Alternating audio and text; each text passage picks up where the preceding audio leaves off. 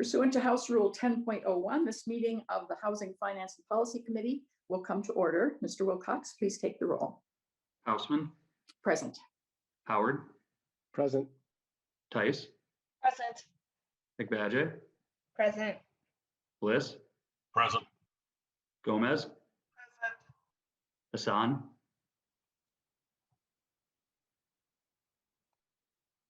Hassan. Heinrich. Present. Burr. Present. Jurgens. Jurgens present. Olson. Present. Farr. Present. And Ryer. Present. Madam Chair, we do have a quorum. Thank you. Next order of business is approval of the minutes from Thursday, February 25. Representative Howard, have you had a chance to review the minutes? Yes, Madam Chair, so moved. Representative Howard moves approval of the minutes. Any discussion? Members, if you unmute yourselves for a voice vote, all those in favor of the motion say aye. Aye. Aye. Opposed, nay. The motion prevails and the minutes are approved. We have three bills up today, members. House File 998, Representative Schultz is the first one. I will move that House File 998 be recommended to pass and be re-referred to the Committee on Taxes. Representative Schultz, I don't know if you heard a last minute a decision that this bill needed to go to taxes. So that's included in my motion. Representative Schultz, to your bill. Thank you, Chair Hausman and members of the committee. House File 998 amends the Workforce and Affordable Home Ownership Development Program to allow the Commissioner of the Minnesota Housing Finance Agency to provide loans in addition to grants for workforce and affordable homeownership projects. The bill establishes a workforce and affordable homeownership development account in the Housing Development Fund to provide supplemental funding for the program. So during fiscal years 2022 to 2032, the Commissioner of Revenue must annually deposit any incremental amount from the mortgage registry tax and the deed tax into the account. And the increment is calculated as the amount in excess of the total amount of the registry and deed tax proceeds collected in the prior fiscal year. This bill was initially brought forward and drafted by Representative Fabian, the original underlying language, to establish the fund and the program in 2016. It has bipartisan support in the House, and Senator Senjum is carrying it in the Senate. And I'd like to introduce my first speaker, which I think is Jeff Corey. We have two testifiers, Jeff Corey, One Roof Community Housing from Duluth. Welcome to the committee. Please identify yourself for the record. Thank you kindly. Jeff Corey, Executive Director at One Roof Community Housing. Please proceed. Thank you. I'll leave my comments in three directions this morning. One, a very brief overview of One Roof, where we are and how this connects to the bill. A bit of talk about the coalition of groups that are asking are supporting this bill, and then just a little bit about the sort of the why of the bill in terms of where we're coming from with the push from the community. So One Roof is a nonprofit affordable housing organization, community-based. Our offices are in Duluth. We serve Duluth and surrounding communities from Cloquet all the way up to Grand Marais. We do a full range of different affordable homeownership work, or affordable housing work, from homeownership development, loans to improve housing, multifamily housing development projects that are for the local workforce, as well as for folks that are experiencing homelessness, homebuyer education and counseling. And we also do tenant landlord education, problem solving and mediation. So soup to nuts, most of the things a group could do in affordable housing we're involved in up here. Why we do that work is because the housing market, frankly, is a challenging thing for folks that are of lower incomes. And so we like to say that we make home a better place. All of the things that we do are geared toward doing that, so that folks that we serve have a stable place to call home, so that platform, that can be a platform from them to be able to go out into the world and perform at their jobs in better ways, perform at school, be active in their communities.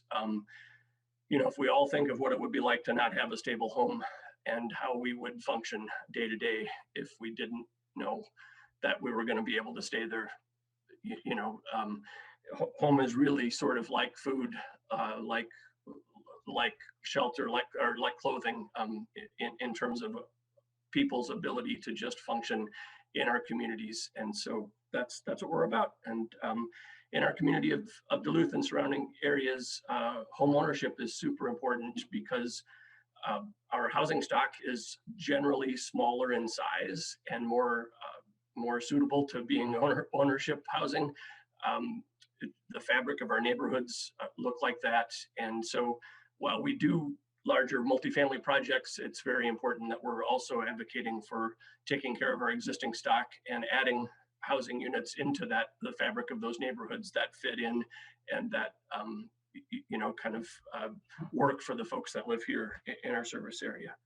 The Homeownership Minnesota group is a broad coalition of folks that spans the state in terms of service area, and what we do is all quite similar in terms of we're all working on various homeownership endeavors, affordable homeownership endeavors. So Habitat Minnesota, which has 20 some members, is part of our coalition. Twin Cities Habitat is Powder-Horn Residents Group, a couple of community land trusts, Dayton's Bluff NHS, the North Country Cooperative Foundation that does manufactured housing work. These are just a sample. The Homeownership Center of Minnesota, all of these groups are part of advocating for what we're looking for in terms of increased investment for homeownership, affordable homeownership in Minnesota. Our previous progress with this particular initiative is that there has been some funding appropriated. In 2016, $750,000 was appropriated to the program. The first round was ridiculously oversubscribed in terms of the applications for the amount of funding that was available. Recently, we managed to get another appropriation and then to get $250,000 in the base. We're working collectively with this group to increase homeownership investment to 30 million or higher per year, so that we can actually serve the demand that exists in our communities. And my colleague Jeff Washburn, who will speak in a bit, will talk a bit more about that. So the idea of capturing the growth in the mortgage registry and deed tax is a pretty simple one, really.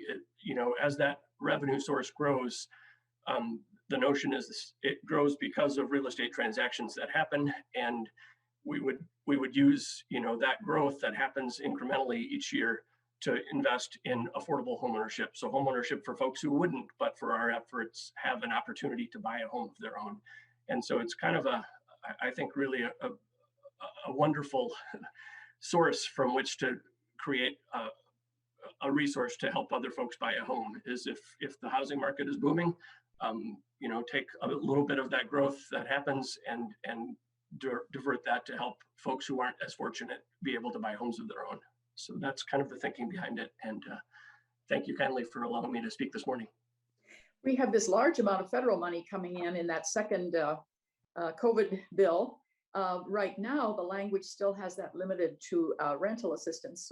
I think we all need to keep lobbying our representatives in Washington to make that more flexible so that we can call it housing assistance as opposed to rental assistance. So we can do some work there.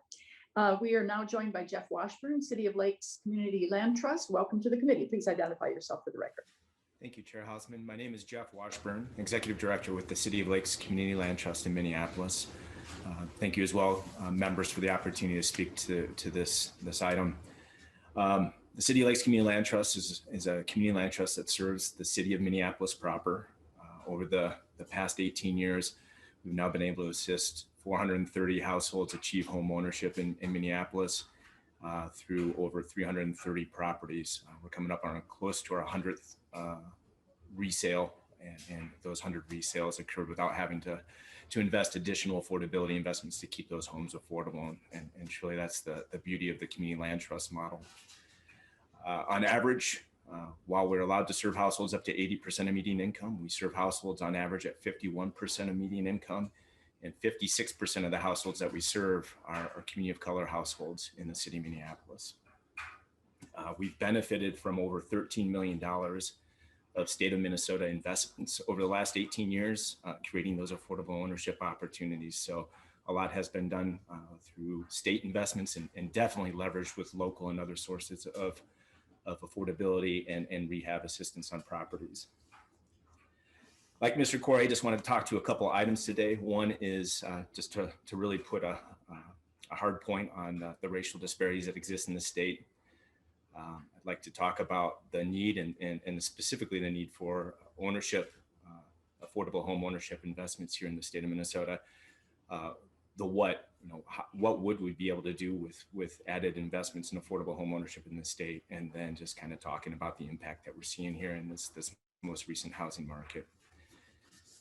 I've been going pretty deep on kind of researching where we were, where we are, and I'm pretty blown away when I see that the home ownership disparity gap is actually worse today than it was in 1980 in the state of Minnesota. And when you look at that time, less or just a titch over 3% of the state's population were households of color. Now we're sitting at close to 21%. And so the problem has gotten worse in the sense the disparity is worse, but also just the magnitude. When we're talking about the sources are going to be needed to solve for this disparity for over 20% of the state's population is a much bigger thing that we need to work on if we're really serious about making a dent in this huge disparity that exists. Kind of coinciding with that, over the last 9 years through the state's annual impact award funding round, roughly 4.2% of those awards have gone to affordable ownership. And that's varied anywhere between $7 and $14 million a year, with an average of about $10 million a year. What we're trying to do is just say, yes, it's a sizable investment, but even by tripling that amount, it still would be a fraction of what the Housing Finance Agency invests in affordable home ownership on an annual basis as it relates to their awards. And we could easily double or triple the amount of affordable home ownership that we create in the state. This would have a huge impact, as Mr. Corey mentioned, in that our membership scattered across the state as well serves households of color at on average, compared to the relative geographies that each of our organizations serve, at a rate of about 6 times that of the current ownership rate in those geographies. So really, just by creating that opportunity to invest more in our organizations, we feel that we could start to make some incremental impact on this disparity that exists in the state. Yes, it's a significant asset we have before this committee in the state, but relative to all the other investments, if we're really serious about solving some of these real challenges, we think that this is a very viable solution. And estimating that the funds that would come from this ask would be a part of how we would get to increasing the on average of about $10 million invested in affordable home ownership production, to increase that to $30 million. Hopeful that maybe $10 million a year on average could be generated through this mortgage registry and deed tax from the state.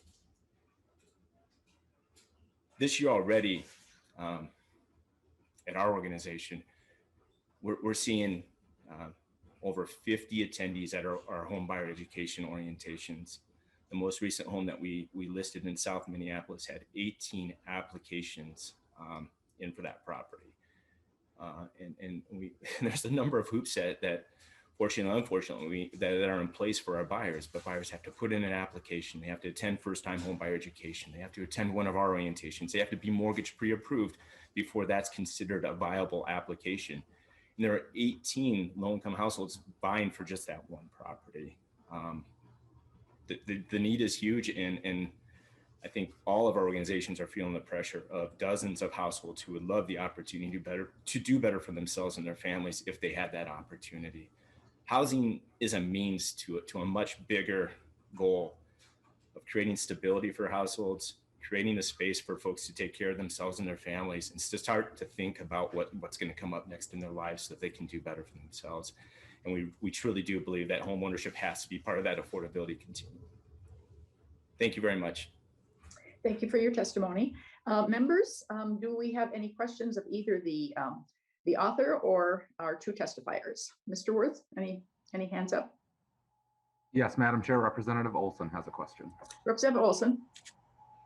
Thank you, Madam Chair, and thank you, Representative Schultz, for bringing this bill forward. It's good to see you, Jeff Corey from Duluth, sharing about some of the things I was going to mention about our needs in Duluth in terms of our housing stock and the tools we need at our disposal here to ensure affordable home ownership. And so I'm glad to see this bill coming forward. I think it's a nice blend of talking about what the testifiers mentioned around, our racial home ownership gap, which is huge in all parts of the state, and this being a tool to work on that, as well as the tools mentioned that we need here in Duluth in terms of the housing stock we have, and some of the things that currently we have at our disposal aren't really fitting the bill for what we need. So it's good to see this bill coming forward. And I think my question is actually going to be if Minnesota Housing is here and would be willing to field the question. I think it's more to them. But my thought and question, I know in this committee, we talk about the vast needs of kind of the entire continuum of making sure people have stable housing, affordable housing being a piece of this home ownership, being a piece of this affordable home ownership. So I'm wondering if MHFA would just be willing to comment about what kind of their work in seeing this tool and, how we're going to be expanding and growing access to affordable home ownership as kind of part of the agency's work in this, as I know the funding appropriated to this is meant to supplement traditional funding, not replace them. And just wondering if the agency could speak to any of that. I know Mr. Baumtrag is probably on because he's testifying later. Mr. Baumtrag? Hi, good morning, Chair Hausman, Ryan Baumtrag, Assistant Commissioner for Policy and Community Development at Minnesota Housing. And Representative Olson, while the agency can't support the bill that's in front of you today because of it's not being in the governor's budget, the governor does have an increase. The highest percentage to the governor's budget for housing is to this program. And so I think that's an indication that the governor supports and the agency supports more resources for affordable home ownership development. As the testifiers mentioned, this is a program that received a one-time appropriation before, was significantly oversubscribed. Then we've received funding in the base, but it's $250,000 a year, and we know the needs are significant, and we know a lot of developers and communities across the state didn't apply because the funding pot was so low, and so we're looking for ways to increase that. So that is this program is a part of the governor's overall $14 million increase to the agency's base budget. Representative Olson, follow up. Thank you, Madam Chair. That was what I was hoping for, and I know we never want to take anything away we need to focus on the entire continuum, but I'm glad to see this focus on affordable home ownership as a piece that we're talking about today. So thank you. Thank you. Mr. Worth, other questions? Yes, Madam Chair, Representative Tice has her hand up. Representative Tice. Thank you, Madam Chair. Basically, just another comment. Having heard, oh my goodness, Representative Schultz talk about Representative Fabian, we've been working on this for a long time. And what we see, and in fact, I was stopped today and asked about workforce housing because we just aren't seeing it. And that's going to be a big game changer when we start looking at what that's going to mean for our different communities when they're starting to get back from this COVID and start opening up and expanding businesses. We just don't have the housing. And we don't have housing from unaffordable to first time to basically multi-housing so that we can just get people into our communities and then get them into a home from there. Obviously, talking to Mayor Fabian, his goal is mostly just to get them there to check the joint out because not everybody loves all different places. And so we're also looking for some multi-housing as well. I'm not sure if money is included with this, and I'm sure that it is because just the nature of it. I didn't see it expressly, but I've been looking at a lot of different things this morning. We need to continue to fight on this. I'm hearing we just don't have workforce housing. We don't have workers. And I think that also goes into the affordable housing too. In St. Cloud, we've got the gamut on a much smaller scale, and we have a lot of folks working on it. But goodness, we've got a lot of businesses that are really struggling to figure out how they're going to go forward pandemic or not, because we don't have the housing that they've needed for the last, pick a number, 8 years. And we need to get serious about this. And I'm glad to see that Representative Schultz has this here again. We need to do this. We need to continue to do this until we can finally get it over the finish line. And I think we can do it this year because there is a great need. We know there's a great need, and I think everybody else knows it too. So thank you, Representative Schultz, for bringing this forward. I'm excited for it because I'm hearing about it in St. Cloud. I'm hearing it from a lot of different people that we just don't have the housing, whether it be the city planner, realtors, or anybody just looking for a home. So we really have to do some great work on this, and I think this is part of it. Thank you very much. Thank you. Yesterday I met with Cook County, and they wanted to talk about their the needs in their part of the state for workforce housing. And we talked about Representative Erdahl's bill, which we heard early in the session. And you may recall, he had an amendment that he offered, increasing the amount in his bill to 3 million. And what Cook County said yesterday is they could use 3 million just in Cook County. And so that's the those are the issues we have. Mr. Worth, other members. Madam Chair, there are no other member questions at this time. Okay. Representative Schultz, do you have final comments? Just want to thank my testifiers for being here today and for advocating for this legislation. I also will note, members, that this language was included in the tax bonding omnibus bill last session, but was taken out at the last moment, and 4 million was appropriated for this program. And this program is really important. You know, it's very much overprescribed, so there's definitely a lot of demand. And also just to note that this would at least double the number of home ownership units funded annually without diverting any of the funds currently from resources for rental housing. So members, I'm looking for your support and hope we can get it done this session. So thank you for hearing the bill, Chair Hausman and members. Thank you. I will renew my motion that House File 998 be recommended to pass and be re-referred to the Committee on Taxes. Mr. Wilcox, please take the roll. Hausman, Aye. Howard, Aye. Tice, Aye. Agbaje, Aye. Bliss, Aye. Gomez, Aye. Hassan, Aye. Heinrich, Aye. Hurd, Aye. Jurgens, Excuse me, Jurgens, aye. Olson, Aye. Farr, Aye. and Dreyer. Aye. Madam Chair, that is 13 ayes and 0 nays. There being 13 ayes and 0 nays, the motion prevails and the bill is referred. Thank you for coming.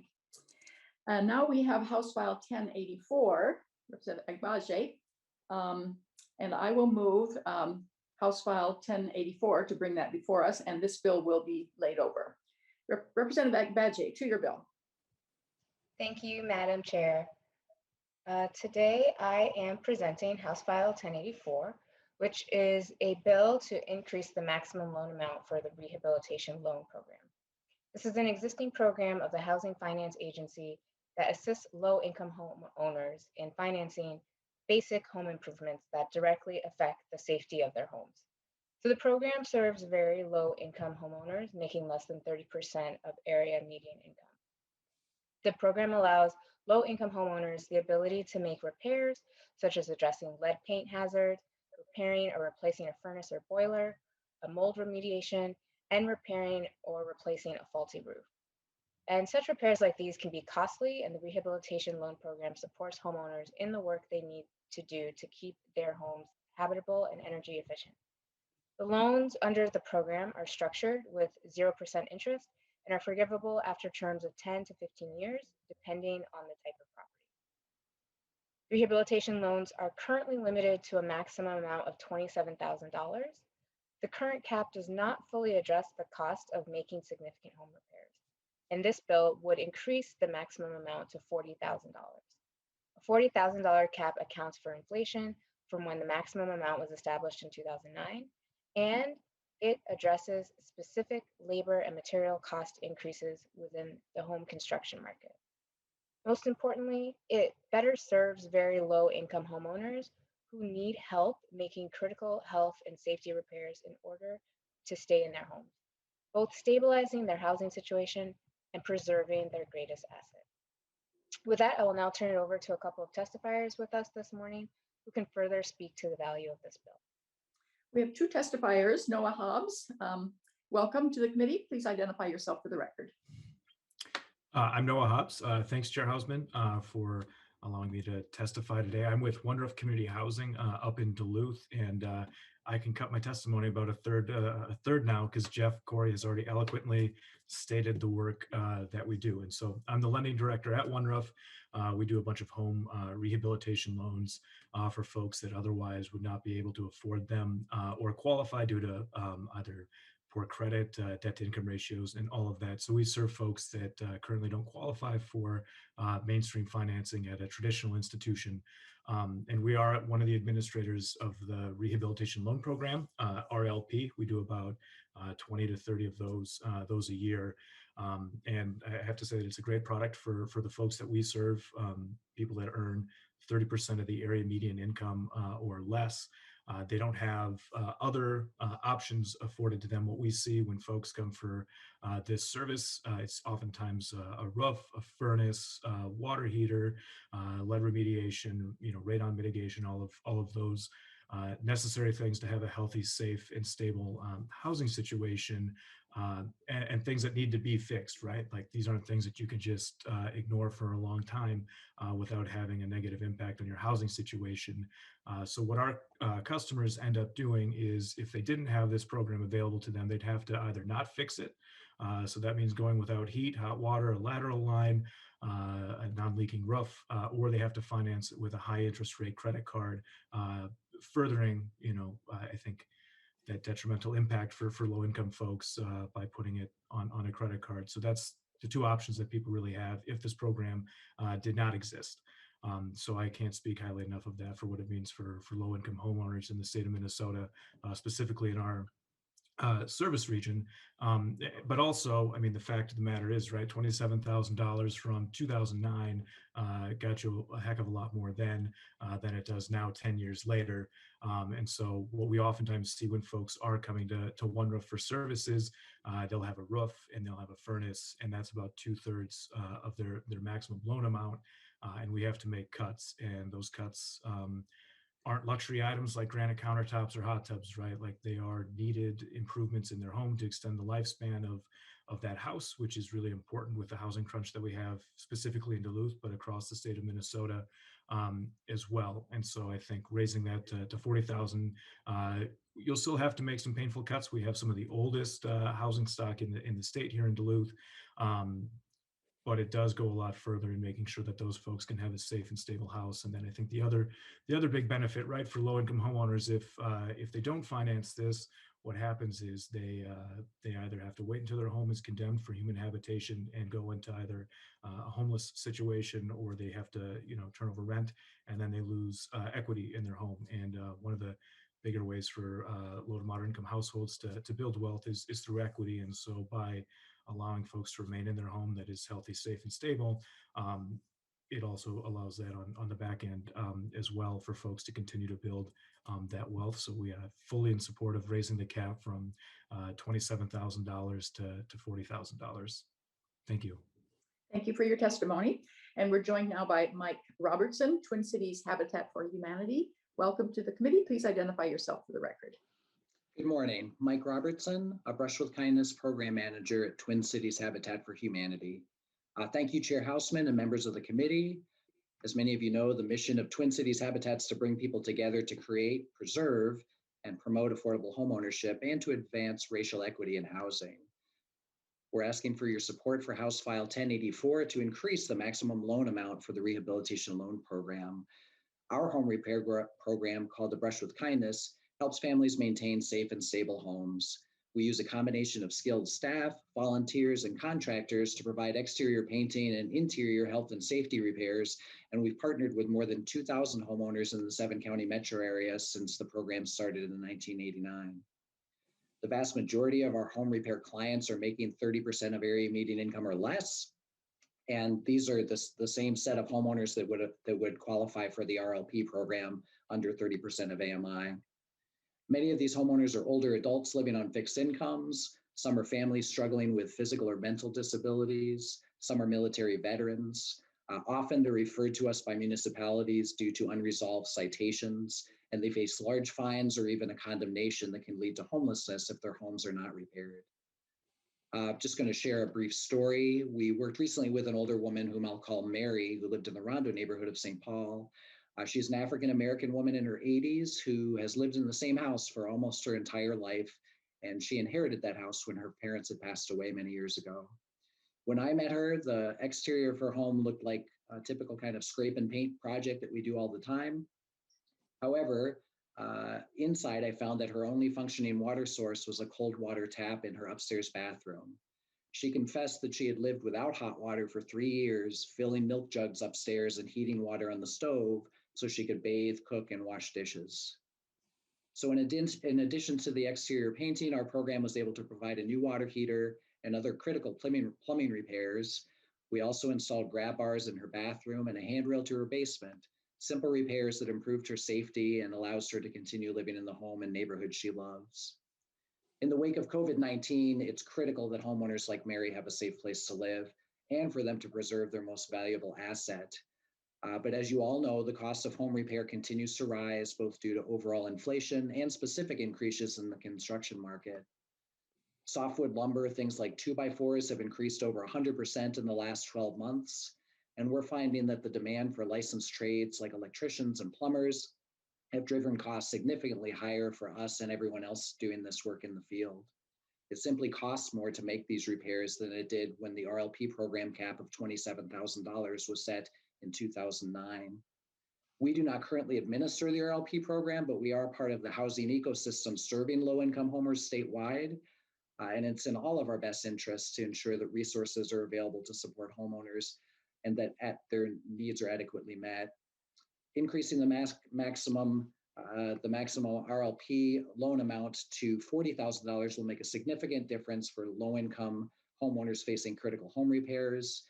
These home repairs do several things. They protect generational wealth creation. They help to maintain affordable neighborhood housing stock. As Jeff mentioned, the older housing stock throughout the state. It also supports the property tax base. Most importantly, home repair prevents homelessness and provides stability and safety, both now and in the future.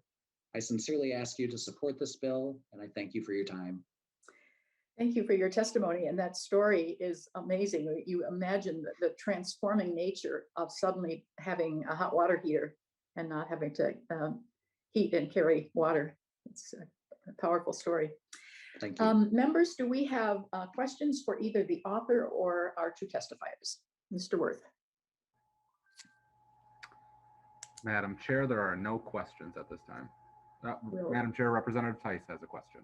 Representative Tice. Thank you, Madam Chair.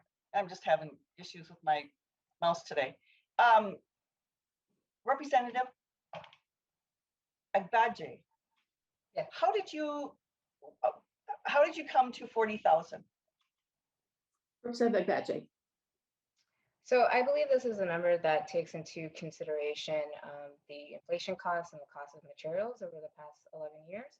And so I think this is a number that kind of helps continue to support these low-income families while also taking into consideration those increasing costs. But if either of my testifiers have additional information on that, I'd be happy to defer to them. And this, so it's 12 years, as I understand it, since that amount was raised, right? So you're factoring in inflation over that time. Do either of the testifiers have any other response to that? I'm assuming, Representative Agbaje, that you work with somebody on the. Oh, Madam Chair, it's just a kind of a, I don't think it's high enough. Oh, I see. Put that on your calendar. I don't think it's high enough. Knowing what has happened in construction, that's why I'm kind of asking if that isn't enough for a family. Do we have other places that they can go to? I know that Representative Farr, works at a bank, and there are some bank loans and stuff that we can do.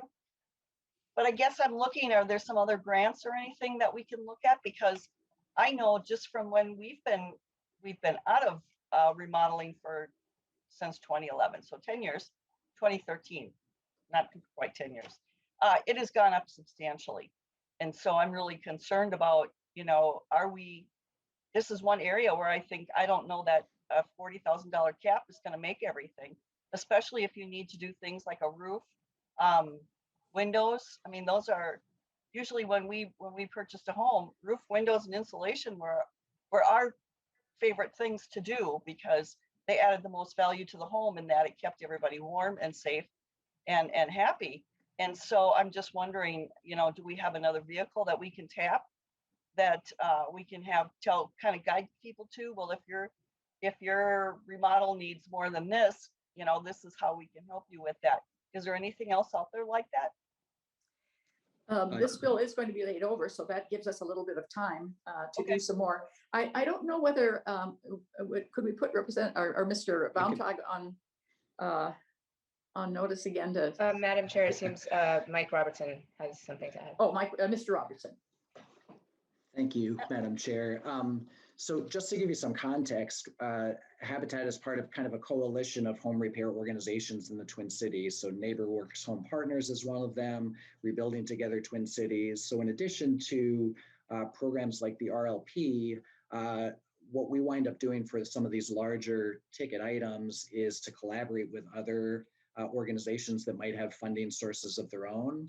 I know some of the city municipalities that we work with can stack the RLP with CDBG funding to increase or to leverage those sorts of federal funding sources as well. But you're right. I mean, sometimes $40,000 is not enough for the types of repairs that we see the need for.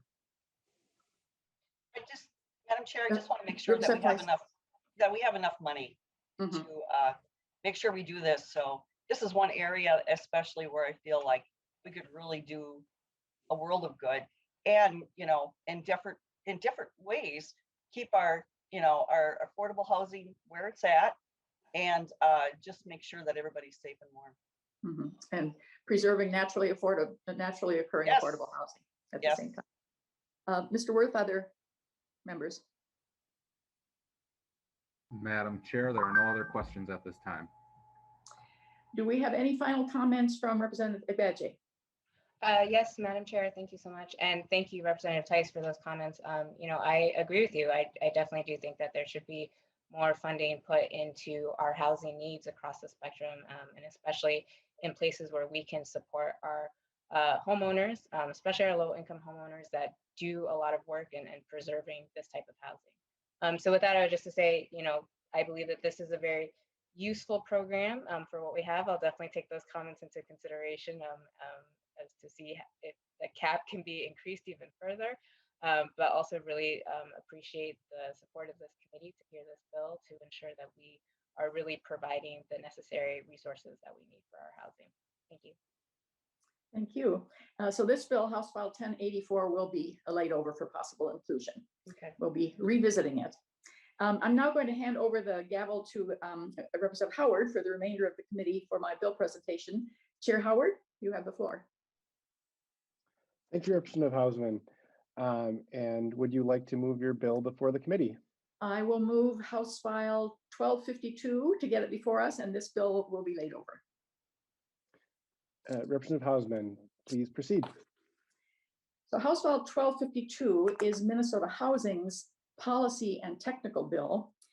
As the agency administers programs and works with partners, there are issues that come up, and it is important we continue to make changes to improve access, to provide clarity to existing programs, to expand program eligibility where we can, and continue to help with historic levels of need and funding that is being deployed all across the state.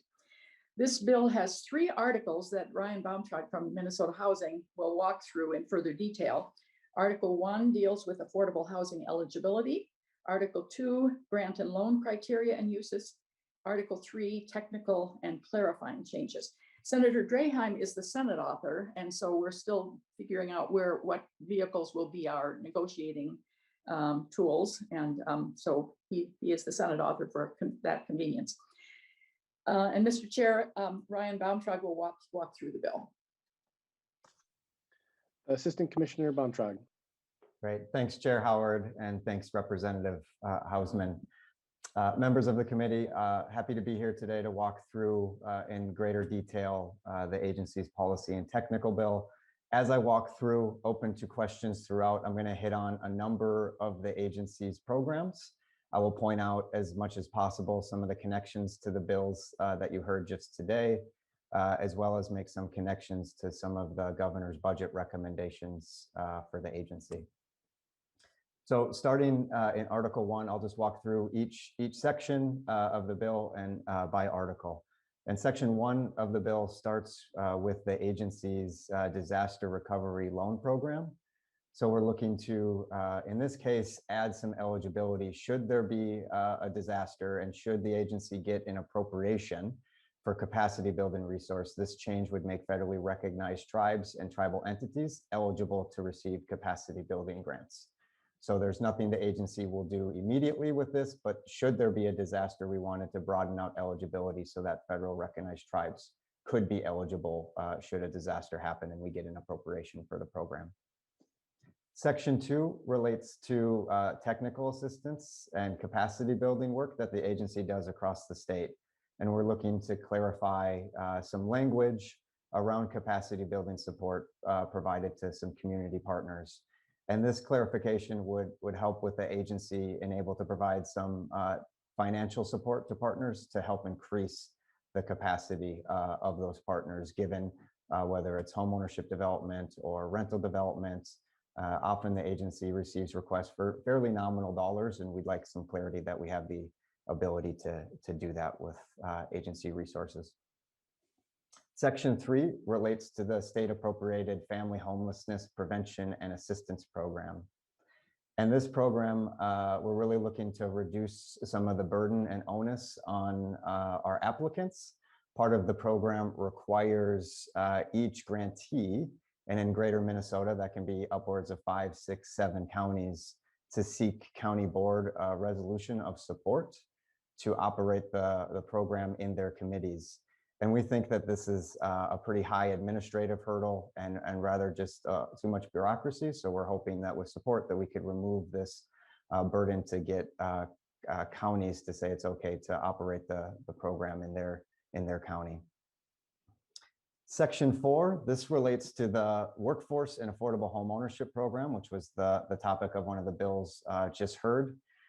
The main changes we're looking to make with this provision is to add counties as eligible applicants. They're currently not eligible for the program. With the recent funding that we just I briefly mentioned earlier, we had a situation where a county established land trust applied, and it created a little conversation in the agency about where some further clarity could be added where a county has established a land trust. Land trusts are clearly eligible, but there was some concern about counties. And so given that situation, and also as we hear across the state, there's counties that are looking to do more housing and housing development, and this could be a program that they look to help with those efforts. As I mentioned earlier in the hearing, the governor is recommending a $1.5 million increase to this program as well. Section 5 and 6 of Article 1 relate to the Workforce Housing Development Program. So this is a program that is exclusively rental housing in greater Minnesota with a focus on market rate housing. And we're looking to amend the definition of eligible project area to include tribes and cities on tribal reservations as eligible applicants, since they're not clearly eligible in current law. We're also looking then to make kind of a consistent change to allow matching funds from a tribe or tribal community should a tribal community or city on a reservation apply for the program. That matching funds would be eligible for the agency to part. The statute contemplates us scoring for additional leverage, and we want to make sure that leverage is broadly and more consistently counted for this program.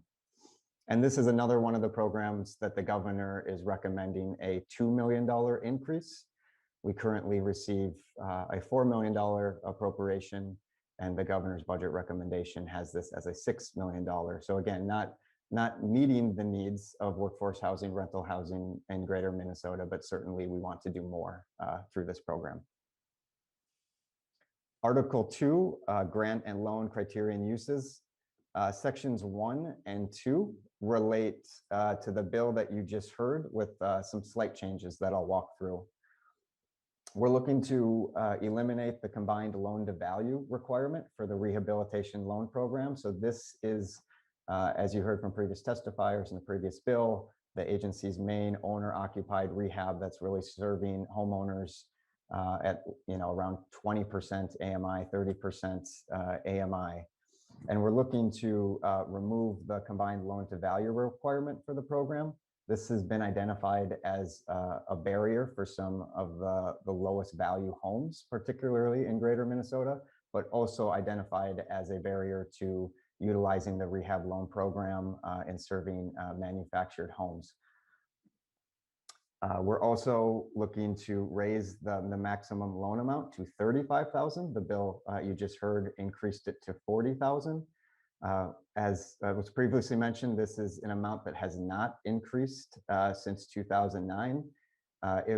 If we were to index it just to inflation, it would be about increase to $32,000. So the agency is looking for a slight increase above, kind of indexing it to inflation to $35,000. The agency receives just over $2.7 million per year for this program. We did a report where the needs exceed $50 million per year for this program. So we know the needs are absolutely significant. We're concerned about increasing the amount too much given current funding levels with our state appropriations. This is a program where we maximize the entirety of the state appropriation and then supplement the program with agency resources. But as the loan value gets up, the ability for the agency to support that scale and that need is not there. And so at this point in time, we're supportive and looking for an increase to $35,000, recognizing the inflationary pressures, but then the cost of construction.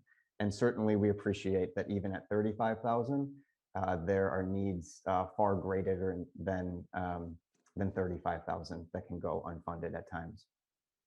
We're also looking to allow for the replacement of manufactured homes instead of the repair. So we've heard from a number of our administrators across the state that as they look to do improvements in manufactured homes, often it can be just as expensive or more expensive than the value of the home. And it calls into question whether we should look for and allow that homeowner or renter to actually replace the home instead of making improvements to that existing home. So in a lot of ways, we think that the language in sections 1 and 2 is consistent with the bill you heard, just at a slightly lower dollar threshold of an increase for the loan, and then a few other changes, particularly geared to better serving homeowners that live in manufactured homes. Section 3 of Article 2 relates to outstanding notes and bonds. So in statute, Minnesota Housing is currently limited to $5 billion in outstanding notes and bonds, which includes all notes and bonds issued by the agency. This provision is about Minnesota Housing's debt and not the state of Minnesota's debt. So as a reminder for the committee, Minnesota Housing is a discrete component unit of the state. We receive a separate credit rating from the state. So the state agency's debt is not the debt of the state of Minnesota. Minnesota Housing has an issuer rating of AA1 by Moody's and AA+ through Standards & Poor's. And then some of our individual offerings are sometimes rated AAA. So the $5 billion amount has not been modified since 2008. Which was both prior to the creation of housing infrastructure bonds and also changes in how we issue bonds and notes for our single family mortgage programs in our homeownership lending and first-time home buyer programs. So this language would modify the calculation of the types of notes and bonds where the agency, not the state of Minnesota, has a general obligation bond or obligation pledge. So the change would change the calculation, would exclude limited obligation notes and bonds. And housing infrastructure bonds are the greatest amount of limited obligation notes and bonds that we issue.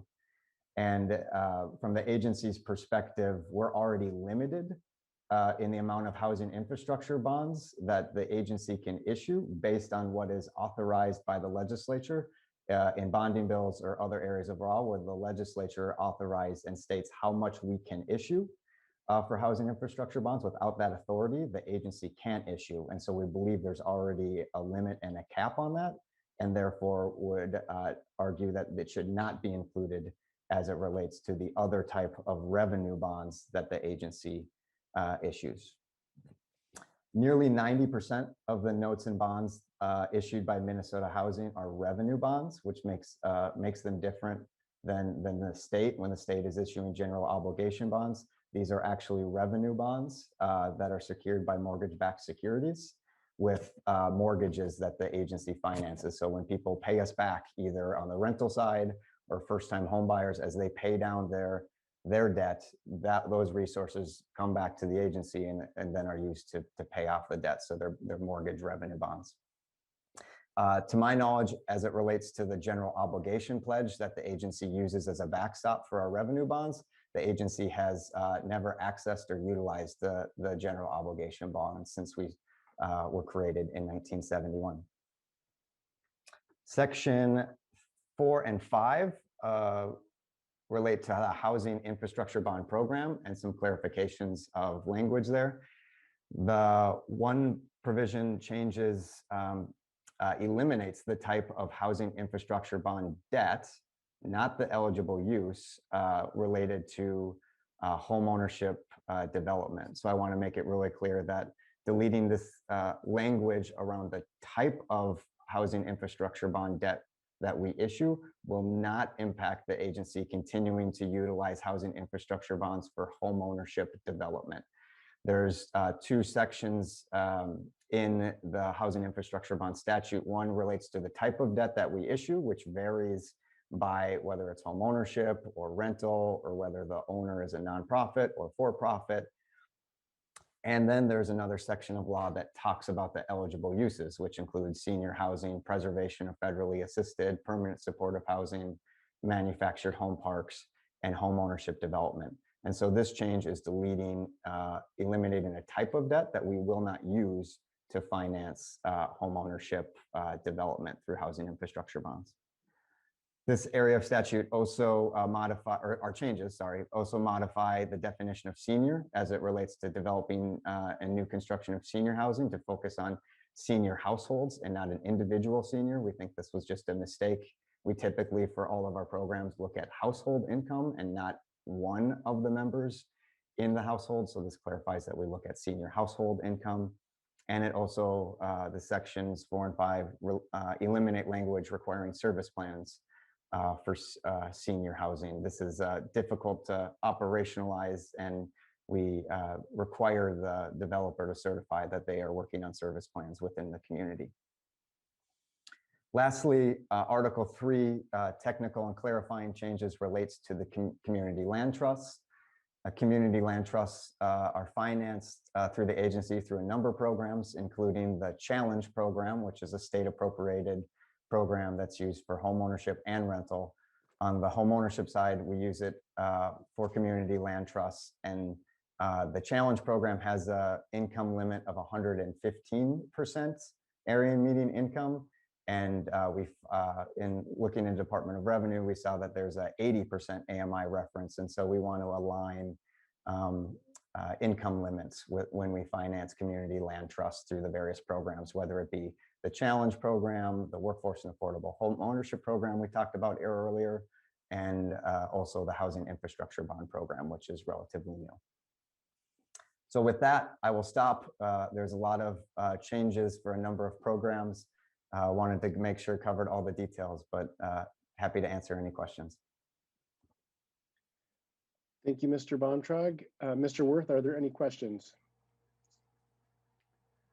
Giving members a few minutes. No, Mr. Chair, there are no questions at this time.